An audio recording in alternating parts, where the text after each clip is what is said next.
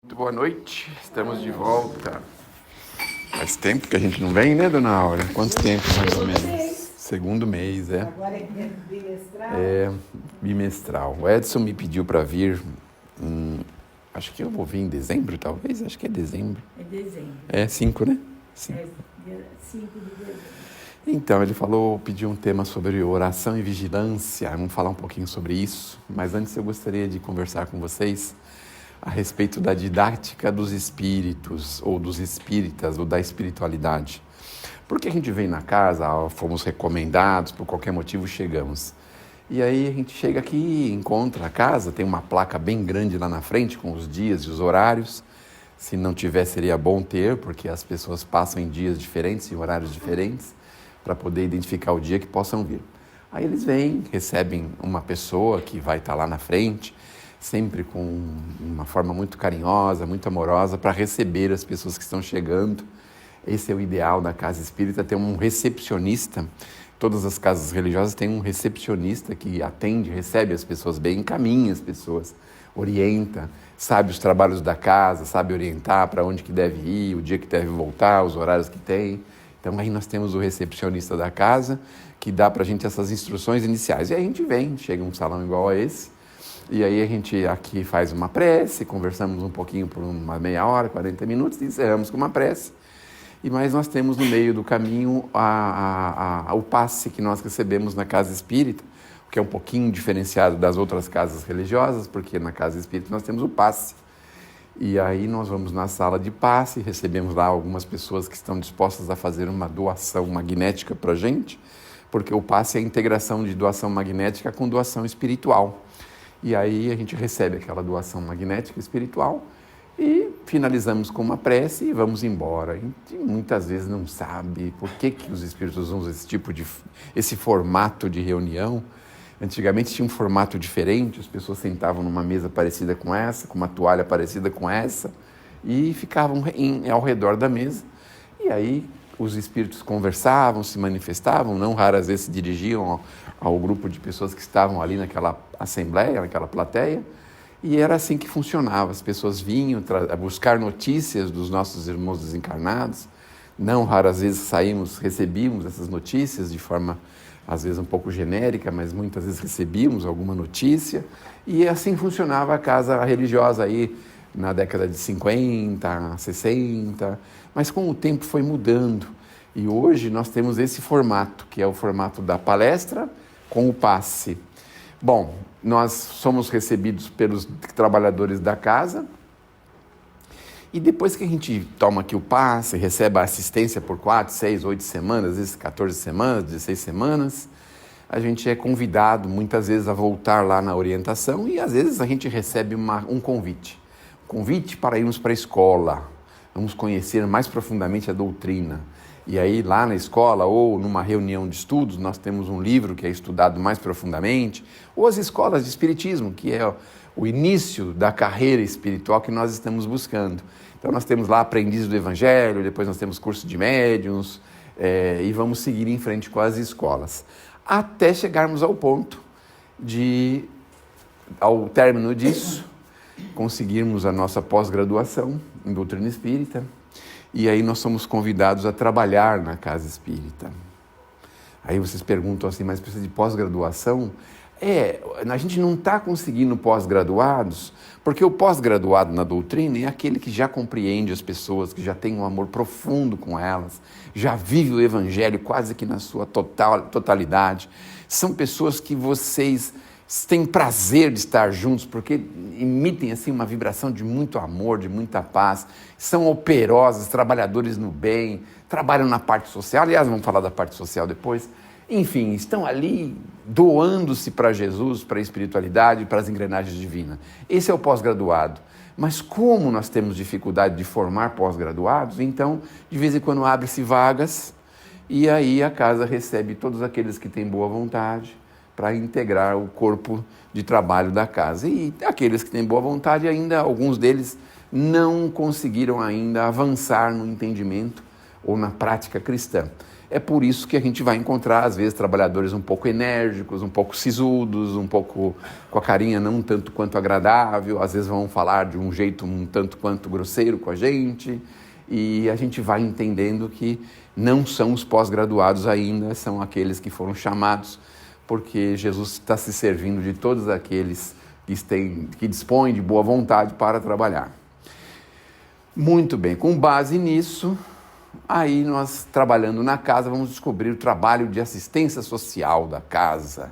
E o trabalho de assistência social é justamente aquela reunião de amigos que vão lá num objetivo comum, favorecer as pessoas que têm necessidades não tanto quanto espirituais, mas principalmente necessidades materiais. Claro que a espiritual está junto. E aí forma-se aquele grupo que sai para fazer diversos tipos de trabalho. E nesse grupo de trabalho é que Jesus espera mostrar para a gente o quanto nós precisamos nos renovar. Porque no grupo de trabalho social nós vamos perceber o quanto nós já podemos, o quanto nós já temos de recurso, as coisas que nós reclamamos que não tem o menor propósito, nós vamos ver pessoas em dificuldades muito difíceis, muito complicadas, muito piores, vamos dizer assim, do que as nossas, e isso vai nos retemperando.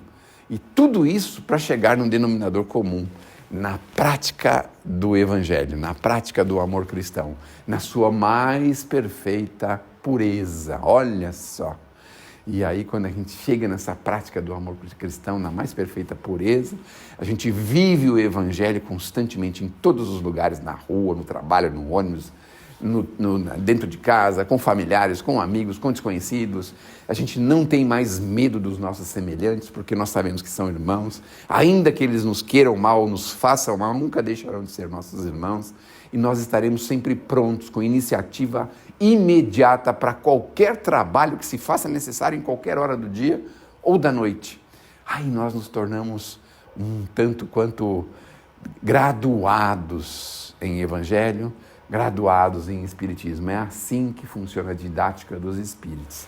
Nesse meio termo, nós vamos participar de uma palestra parecida com essa e vamos sendo convidados a leituras edificantes, a comportamentos modificados. Nós vamos sendo convidados a refletir sobre as nossas próprias ações, sobre aquilo que nós estamos fazendo. Somos convidados a refletir sobre aquilo que nós já fizemos, o que nós podemos fazer melhor. Nós somos convidados a descobrir todo um universo maravilhoso que já existe na Terra. As pessoas às vezes falam, a Terra é de prova e expiação. E aí dá a impressão que todo mundo tem que viver de cabeça baixa, com a cara fechada, com os punhos cerrados, e esperando o primeiro que nos faça alguma afronta. E aí, com o Espiritismo, a gente descobre que nós já podemos amar a qualquer pessoa que esteja ao nosso redor. E nós vamos favorecer. Então, aqui na palestra, nós vamos mudar iniciativas, vamos recompor ideias. Os Espíritos ajudam o expositor, quando é possível, a trazer informações que são importantes para cada um de nós, que vai fazer a gente refletir a respeito, modificar diretrizes, modificar caminhos, modificar encontros, modificar pensamentos, modificar palavras, vai fazer a gente ter reflexões importantes para o nosso dia a dia, encontrar soluções para os mais intricados problemas que nós possamos viver. E nestas reuniões é que os Espíritos vão fermentando em nós pensamentos cristãos. É assim que nós vamos nos tornando cada vez mais próximos de Jesus, através de um pensamento cristão cada vez mais próximo daquilo que Jesus nos ensinou. Então, é assim que funciona a casa espírita. Muitas vezes a gente recebe aquela assistência de 4, 6 ou 8 semanas e nós ficamos iludidos porque nós vamos entrar na sala e a gente tem a impressão que eles vão jogar um balde de fluido na gente assim, né? Tchau! E a gente vai sair assim limpinho, vai fazer igual aquele cachorro antigamente. Lembra o cachorro que a gente dava banho com sabão de coco? Primeira coisa que ele fazia, o que era? Ele saía correndo para um lugar obscuro e se sujava todinho novamente. Sabe por quê? Porque ele não suportava o cheiro. Nós não sabíamos que ele tinha um faro muito aprimorado. E a gente lavava com sabão de coco, porque para nós era agradável, não é? Mas hoje não, hoje já tem um sabonetinho adequado, ele põe um sabonetinho e sai todo faceiro, assim, meio que desfilando na casa, cheirosão, não é? Bonitão. Então hoje ele já age direitinho, mas no passe, a gente toma um passe e na maioria das vezes recebemos no passe aquela limpeza fluídica. E o que limpeza que é essa? O que significa isso? Significa que nós, muitas vezes sem saber, produzimos pensamentos, porque o ser humano é um ser pensante. Nós temos um negócio chamado pensamento contínuo. Ninguém para de pensar, o tempo todo. E esses pensamentos, não raras vezes, vão formando formas pensamento ao nosso redor. E nós vamos nos carregando dessas formas pensamento. E aí os nossos irmãos do outro lado da vida identificam as nossas formas pensamento. Olha só. Nossa, olha, tem um prédio na construção mental dela ou dele. Engraçado que eu também gosto de engenharia, eu vou seguir ele. Aí começa a andar com a gente, porque a gente tem uma forma de pensamento parecida com a forma de pensamento dele. E aí na hora do passe a gente tem aquele alívio, retira-se aquela forma, pensamento, é o que nos dá um fôlego para a gente renovar os nossos pensamentos, com ideias renovadoras, com ideias diferentes. E não raras vezes a gente sai daqui com um propósito de fazer uma ligação, uma visita, de tomar uma iniciativa, de começar um negócio, de resolver uma questão antiga, de tirar um papel da gaveta e pô-lo para funcionar, de fazer com que os nossos recursos possam ser úteis para a gente, para as pessoas. E a gente sai muitas vezes com ideias assim, olha que interessante, não é? E aí os espíritos trabalhando na gente. A forma de pensamento não é difícil a gente entender, porque quem já aprendeu língua deve saber que é muito mais fácil a gente aprender, por exemplo, que isso aqui é um objeto que pode pôr água, café, suco, e não necessariamente se chama copo. Então, quando a gente pensa nisso daqui, a gente mentaliza isso, e qualquer pessoa de qualquer língua identifica isso como alguma coisa, para colocar algum líquido dentro, alguma coisa dentro. Então, identifica-se pelo formato, pela forma, e não necessariamente pela palavra. E é assim que os espíritos conversam com a gente, porque a gente emite formatos, emite coisas pelo pensamento, e eles identificam o que nós estamos pensando, né? Sei lá, um bifão bem gostosão com acebolado, um macarrão com frango no domingo. Ah, meu Deus, acho que esse domingo não vou fazer macarrão com frango, vou fazer lasanha. Aí eles identificam essa forma, esse formato da gente, de pensar. Quando a gente passa no domingo em frente àquela padaria, que tem um negócio quadradinho assim, rodando, umas coisas rodando lá no meio, meu Deus do céu, faz tanto tempo que eu não pego um desse daí, não é? Já vou aproveitar e comprar uns pãezinhos lá dentro, já vou almoçar um pão com aquele negócio que eles vendem naquelas caixinhas. Então vejam, a gente vai formando pensamentos, e é assim que nós somos identificados, somos conhecidos. Então, quando a gente recebe a descarga fluídica, a gente começa do novo, do zero, e aí nós podemos começar já diferentes. Já podemos pensar numa prece, já podemos controlar um pouquinho mais a direção dos nossos pensamentos, para onde que nós vamos levá-lo. Já conseguimos domar um pouquinho aquela fera indomável que é o nosso pensamento, para que a gente possa fazê-los cada vez mais úteis, não só para nós, mas para as pessoas ao nosso redor. Veja que o mundo é carregado de utilidades. As pessoas que pensaram num formato de cadeira, de mesa, de flores, de cortinas, essas pessoas tiveram inspirações, tiveram entendimento, tiveram criatividade. Olha só que coisa, não é? Quanta coisa que a gente pode fazer pelo pensamento. E é pelo pensamento que a gente começa o tema de hoje, que se chama vigilância e oração. E nós vamos falar um pouquinho dessa vigilância, porque quando a gente toma o passe lá, nós precisamos tomar cuidado, porque na maioria das vezes a gente mal consegue sair do portão da frente. Sabem por quê? Porque no portão da frente a gente vai identificar, ou vamos ser identificados por aqueles que nos acompanharam até lá. Ah, você saiu de novo, vem cá, vamos embora, agora é hora da gente ir embora. E aí vai conversando com a gente até a gente chegar em casa. E aí a gente chega em casa, não entende por quê, mas assim meio nervoso, meio irritado, meio aborrecido. Alguém pergunta alguma coisa para a gente, responde. E a gente pensa, meu Deus do céu, eu fui na casa espírita, tomei passe e tudo, não resolveu nada. Mas não foi a casa espírita que não resolveu. Sabe quem não resolveu?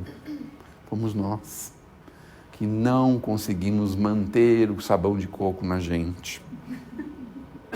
A gente já foi logo procurar se livrar desse cheiro de sabão de coco, não é? Como o cachorrinho fazia antigamente, não é? E normalmente ele ia em lugares assim bastante odoríferos. Voltava para casa com um cheiro bem assim característico, não é? E lembram disso? Vinha com a patinha bem limpinha, pisava nas coisas da casa, né? Aquelas coisas assim que todo mundo sabe, se lembra, não é? E assim nós fazemos, por invigilância. Então agora a gente vai devagarzinho pensando assim, nós somos dominados pelo pensamento. E sabe como os espíritos fazem? Eles não simplesmente laçam a gente, puxam a gente no pescoço e domam a gente à força. O pensamento é domado pouco a pouco, momento a momento, conversa a conversa, ideia a ideia. É muito, diríamos assim, é muito sutil a influência que eles exercem na gente. Mas a gente vai permitindo, quando a gente menos espera, nós estamos sob o domínio de outros pensadores, de outros pensamentos, que fazem vozes de comando para a gente.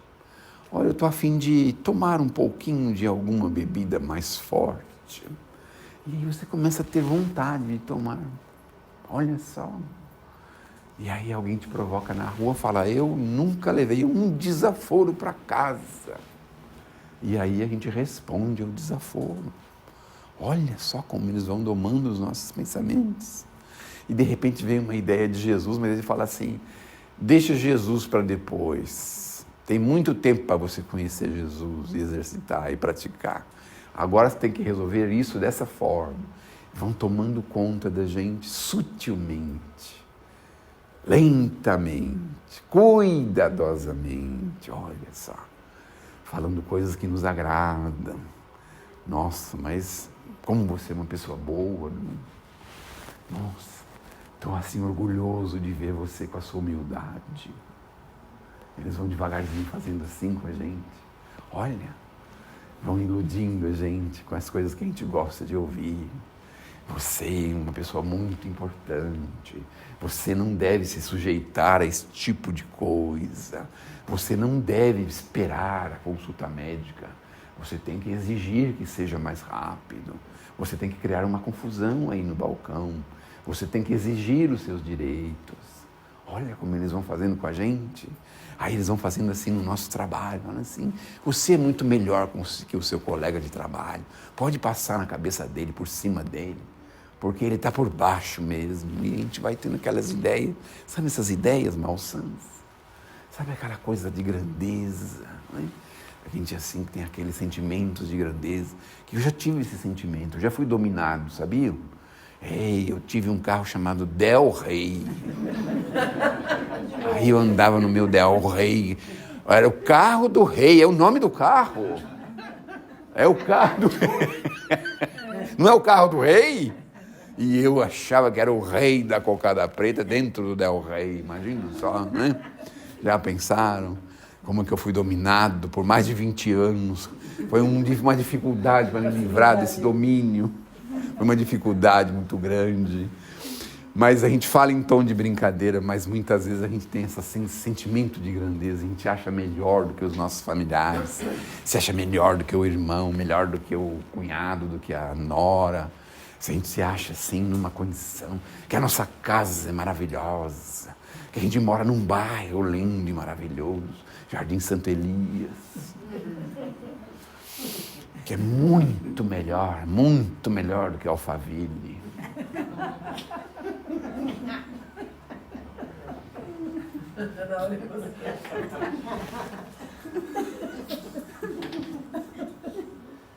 Eles vão dominando a gente, olha só como eles fazem, tranquilamente, né?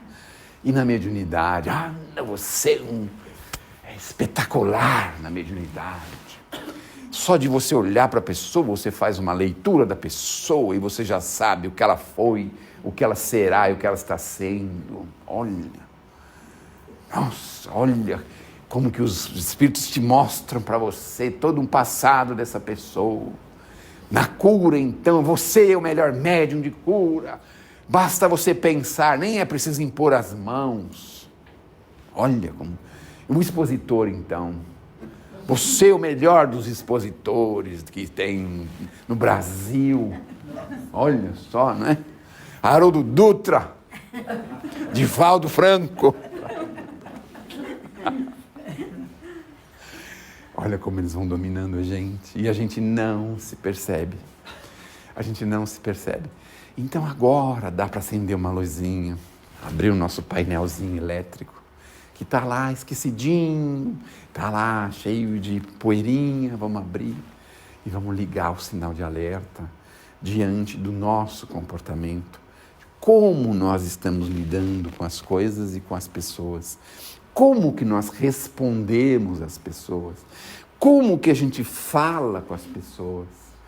Como que a gente escuta as pessoas? Olha só, isso é de suma importância para todos nós, porque do contrário, a gente vai continuar sob o domínio de outras mentes pensantes. A gente fala uma teoria dessa na penitenciária do Estado de São Paulo, feminina, e diz para elas assim, vocês sabiam que tem gente que está muito feliz de você estar aqui presa? Vou dizer uma coisa, você está preparado para sair?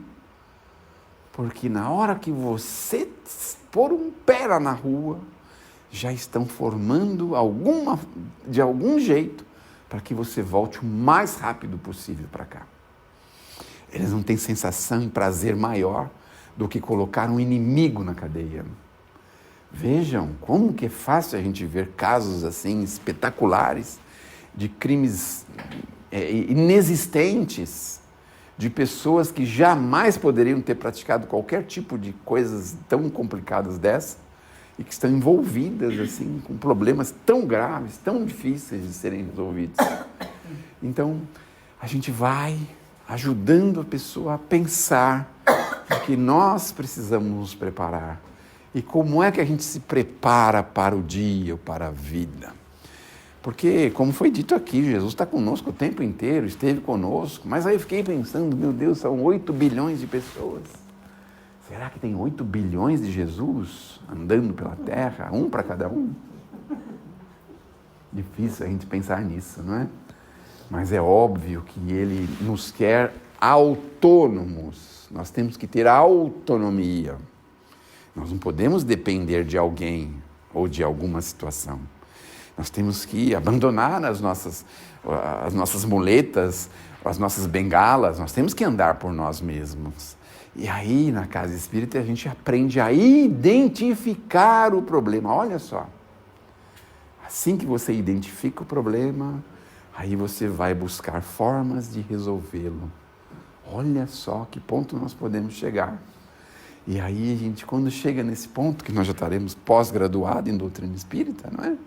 Então, obviamente, vão continuar conspirando, muitos problemas vão nos acontecer, mas nós vamos ter presença para se desviar, para escapar, para resolver, e não simplesmente para cair em grandes e graves problemas e dificuldades. E ainda que nós estejamos caídos, nós saberemos como nos levantar através da humildade, através do amor, através da prática do bem. Se a gente soubesse que a simples prática do bem faz com que a gente nos livre de tantos problemas, a simples prática do bem. O grande problema é que as pessoas entram em armadilhas de lobo é porque estão longe da prática do bem, longe do trabalho com os cordeiros de Jesus. Nós estamos querendo estar junto com os lobos. E aí nós caímos em armadilhas de lobos, não é mesmo? Porque Jesus mesmo disse que o lobo não cai em armadilha de ovelha, nem a ovelha cai em armadilha de lobo. Mas se a gente caiu numa armadilha de lobo, é preciso a gente olhar com muita calma se nós só não estamos com uma capinha de ovelha, mas por dentro nós somos lobos roubadores. Olha só o termo que ele usa. Então, a ideia básica é essa. Já pela manhã, conversarmos com a espiritualidade amiga e dizer, olha, vai começar o dia, se for possível, me apoie, me dê força para enfrentar as dificuldades, paciência, amor no meu coração, para que eu possa saber renunciar, esquecer, que eu possa aprender a falar com as pessoas com humildade, a ouvir as pessoas com humildade, que mesmo que eu tenha todos os direitos que for possível a ter uma pessoa, que eu apenas aprenda a abençoar, que eu aprenda a sair desses labirintos terríveis que muitas vezes nós entramos. Então a gente já começa o dia assim através da oração, olha só. E aí a gente começa o dia já pela manhã, vai fazer as nossas atividades, sair de casa ou fazer qualquer outra coisa. E aí nós vamos observar as coisas que estão ao nosso redor, o que está acontecendo. A gente consegue identificar com clareza uma pessoa necessitada de algum apoio, alguma ajuda. A gente consegue perceber que aquilo pode ser uma grande armadilha, que a gente consegue perceber que existe alguma coisa que está estranha, que não nos cabe dar atenção a esse tipo de coisa.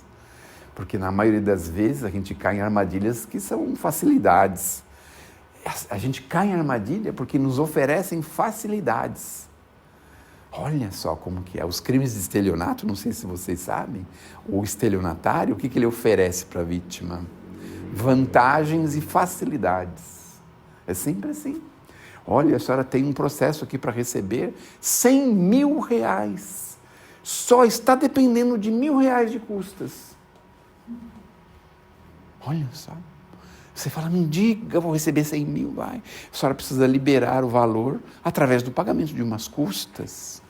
E como é que paga essas custas? Então, a gente tem aqui os códigos e temos a guia prontinha para ser paga. A senhora, por favor, mande nesta conta. Olha só, como que a gente entra nessa, né? Anda, você foi sorteado. Um automóvel 0 quilômetro. Mas aí você pensa, mas eu tenho o carro do rei.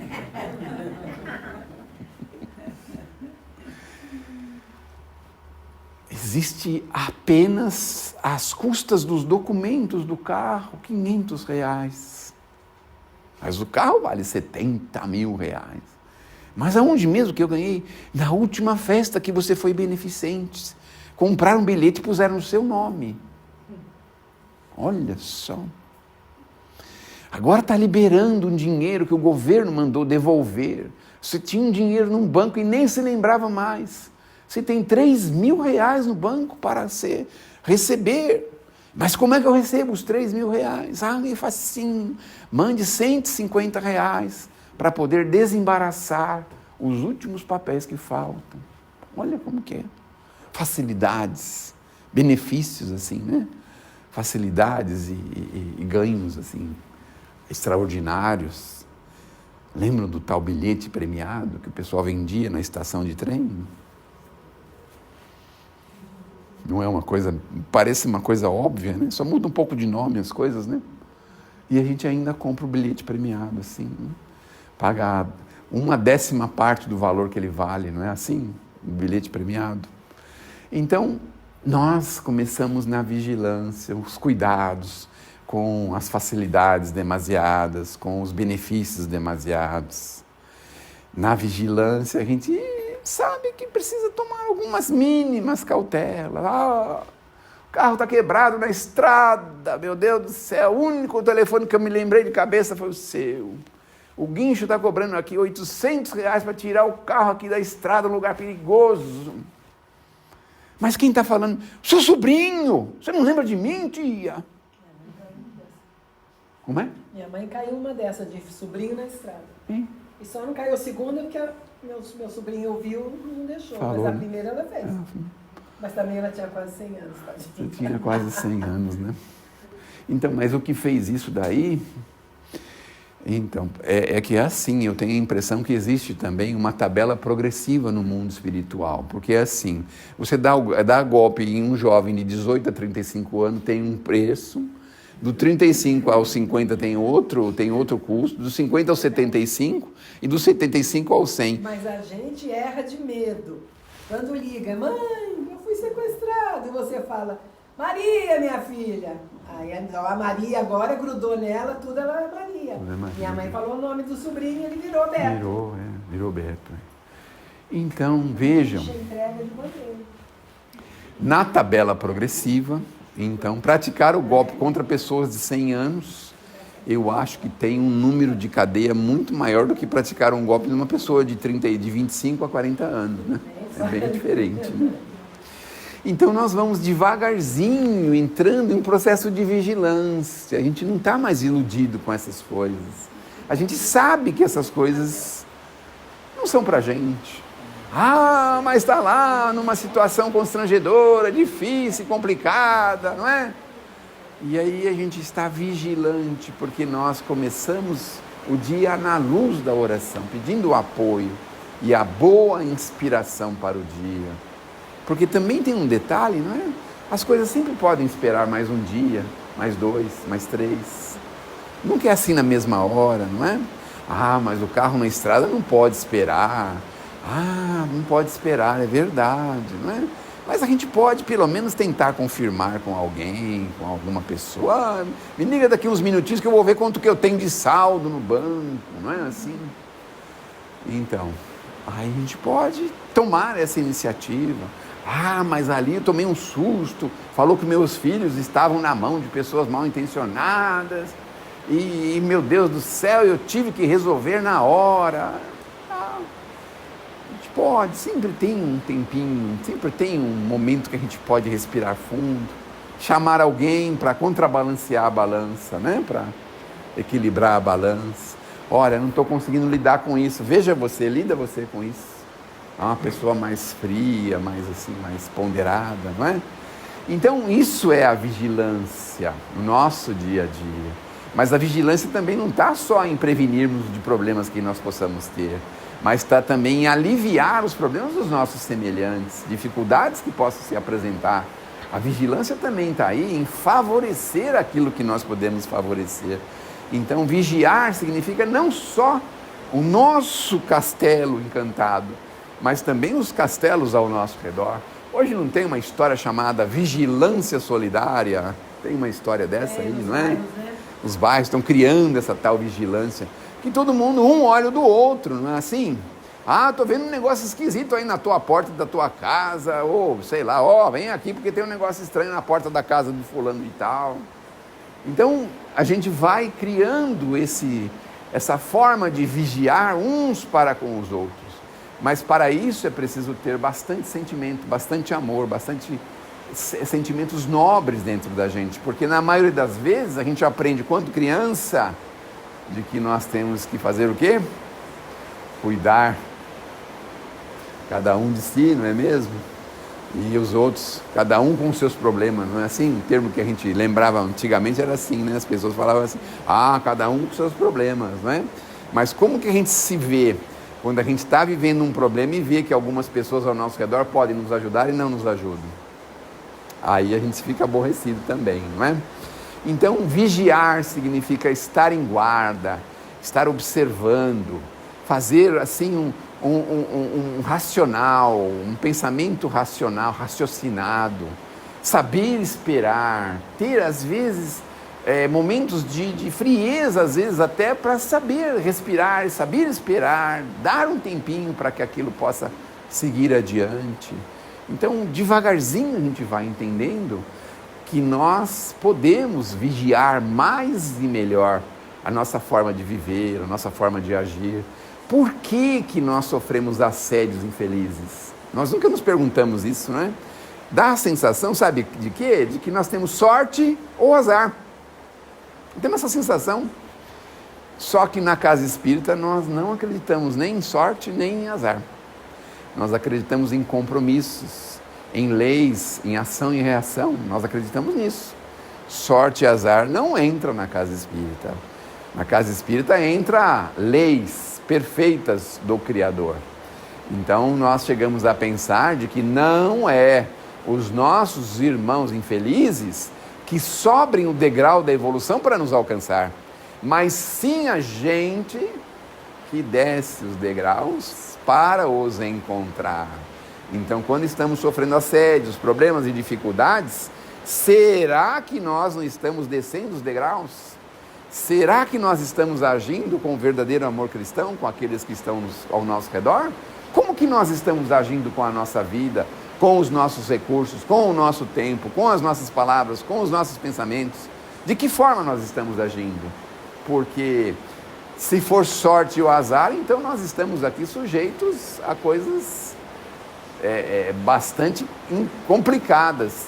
E não tem hora, não tem dia, não tem nada, porque a gente não consegue saber a hora que nós vamos receber o assédio. Ninguém tem esse poder, essa possibilidade. E às vezes chega num momento que a pessoa está menos esperando, não é? Por que essas pessoas se ligam com a gente? Qual é o imã que nos atrai a essas pessoas? Por que algumas pessoas passam bem pertinho do problema e não sofrem um assédio, não sofrem um problema? Então nós acreditamos em leis perfeitas do Criador, leis de ação e reação. Então a sugestão na vigilância é que a gente vá, de novo lembrando, para a prática do bem e a prática da caridade. Porque nós temos 4 formas de resolver um problema. 4. Primeiro, o arrependimento, que não pode ser da boca para fora, obviamente. Depois tem aquela questão do sentir na pele, que é uma coisa chamada expiação. Depois tem uma coisa chamada prova, que você vai estar diante de um problema e vai fazer o seguinte: eu vou fazer a mesma coisa e vou dar o pé para trás. Dei o pé para trás, passamos na prova e vamos para o 4º e último item, para resolver um problema grave, tanto do passado como do presente. Nós vamos para a reparação do dano. Quando a gente chega lá na casinha que prende as pessoas e fala que a sentença e a condenação não está resolvendo nenhum dos problemas que elas causaram para outrem, elas ficam transtornadas com isso. Porque dentre as 4 possibilidades, a prisão leva ao arrependimento? Nem sempre. A prisão muitas vezes não cria expiação nenhuma em ninguém, muito menos a prova. E lá dificilmente se repara o dano. Então eles não estão cumprindo absolutamente nada perante as leis do Criador. Veja só, é claro que eles podem usar aquele tempo para transformar, para fazer algo positivo, para fazer algo bom. Aí sim a gente pode dizer que pode estar completando uma das 4 etapas. E aí vem a reparação do dano, que é a última etapa.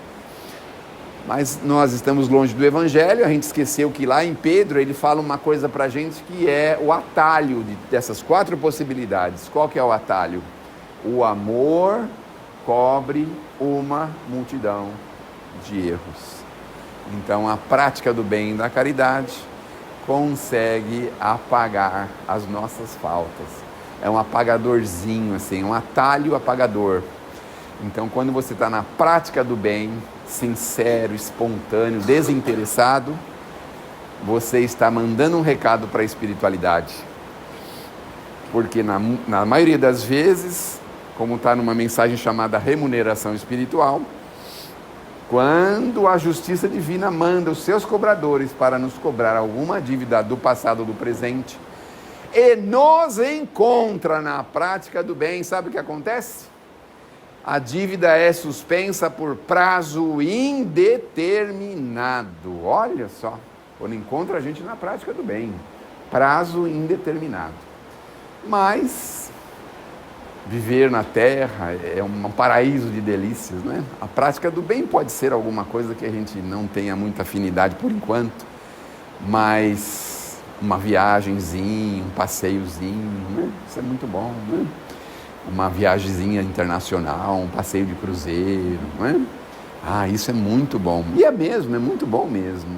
Mas a gente não pode prescindir da prática do bem e da caridade, porque é isso que faz a nossa vida ficar cada vez mais leve. Que Deus nos abençoe, que Jesus nos ilumine, que possamos sair daqui melhores do que chegamos, e não percam as esperanças, viu? Agora eles só estão permitindo eu vir a cada 2 meses, porque tem gente muito melhor do que eu aqui vindo. Tá bom? E não é só isso, não. Agora eles chamam os cantores aí para vir aí.